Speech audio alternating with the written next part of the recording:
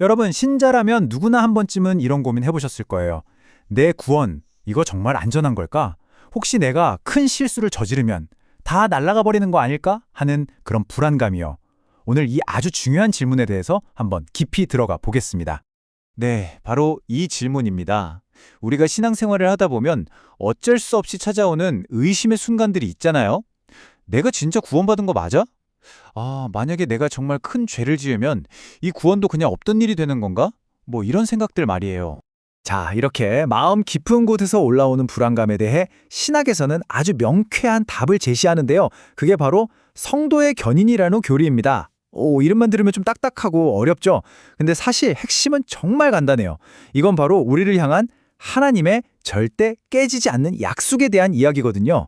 유명한 조직 신학자죠. 웨인 그루뎀이 이 교리의 핵심을 아주 쉽게 설명합니다. 이게 뭐냐면요. 우리가 막 안간힘을 써서 하나님을 빡 붙잡는 그런 능력이 아니라는 거예요. 오히려 정반대입니다.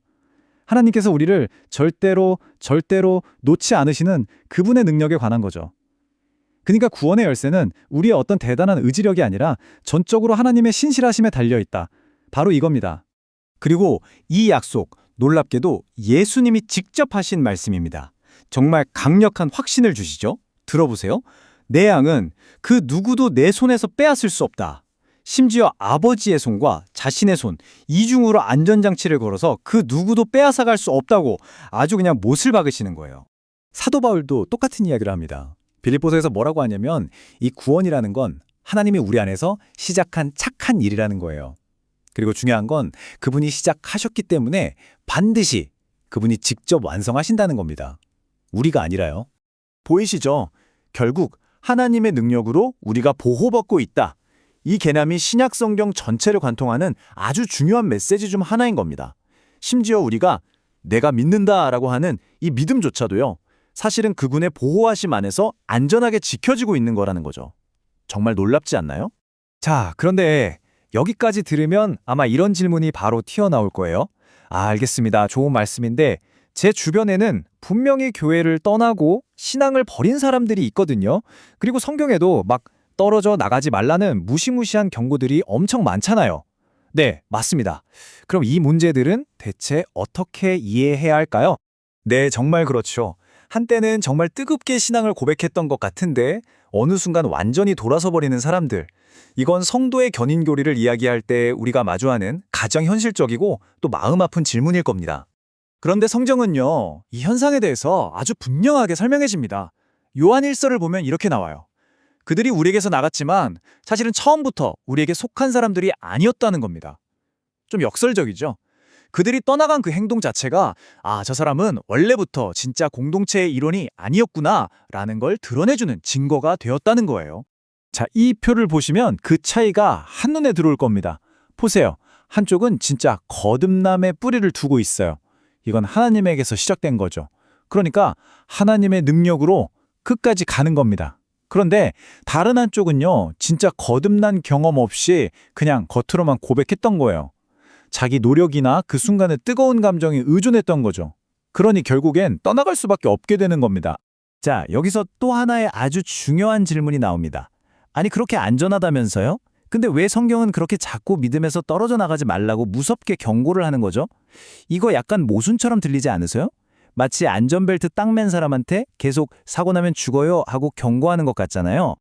그런데 웨인 구르뎀은 이게 전혀 모순이 아니라고 설명해요. 오히려 바로 그 경고들이 하나님께서 우리를 안전하게 지키시는 아주 중요한 방법이자 수단이라는 겁니다. 무슨 말이냐면 위험해, 정신 차려 하고 계속 경고를 해주심으로써 우리가 영적으로 잠들지 않고 깨어있게 만든다는 거죠. 믿음 안에 굳건히 서 있도록 계속 동기를 부여해 주시는 거예요. 그러니까 이 경고 자체가 우리를 지키시는 하나님의 사랑의 방식인 셈이죠. 그러니까 핵심은 바로 이겁니다. 성도의 견인 교리는요. 난 어차피 구원받았으니까 이제 내 맘대로 살아도 돼 하는 영적 나태함의 변명거리가 절대로 아니라는 거예요. 오히려 정반대입니다. 이 교리는 우리에게 진짜 흔들리지 않는 확신을 주고 더 거룩한 삶으로 나아가게 하는 강력한 엔진이 되어주는 거죠. 이 참된 확신과 거짓 확신은 정말 하늘과 땅 차이입니다.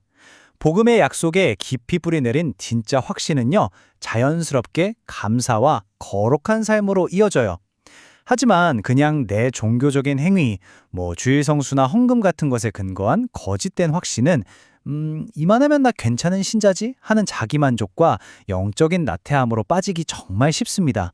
죄에 대해서도 점점 무뎌지고요. 그래서 진짜 확신을 가진 사람은 이런 열매를 맺게 됩니다.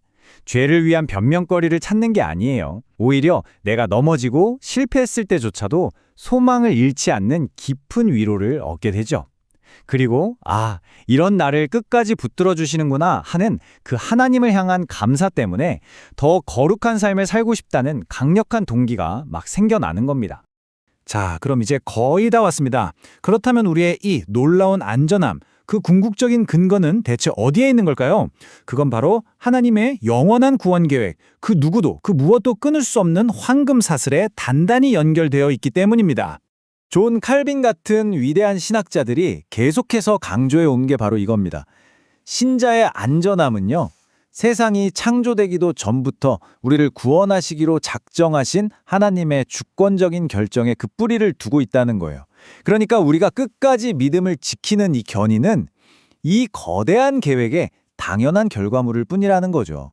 성경 로마서에서는 이 놀라운 과정을 구원의 황금 사슬이라고 부릅니다. 한번 보세요. 미리 아시고, 미리 정하시고, 부르시고, 의롭다 하시고, 그리고 마지막으로 영화롭게 하신다. 이 모든 단계가 하나님에게서 시작해서 하나님에 의해 완성되는 절대로 끊어질 수 없는 하나의 완벽한 과정이라는 뜻입니다. 근데 여기서 정말 소름 돋는 부분이 뭔지 아세요? 바로 마지막 동사의 시제입니다. 영화롭게 하셨느니라. 아직 일어나지 않은 미래일이잖아요. 그런데 마치 이미 다 끝난 일처럼 과거형으로 써놨다는 거예요. 이게 뭘 의미하겠습니까? 일단 부름받고 의롭다함을 받은 사람은 단 한 명의 낙오자도 없이 전원 최종 목적지까지 도달하게 될 거라는 하나님의 절대적인 보증수표나 마찬가지인 겁니다. 자, 그래서 오늘 이야기를 마무리하며 마지막 질문을 던져봅니다.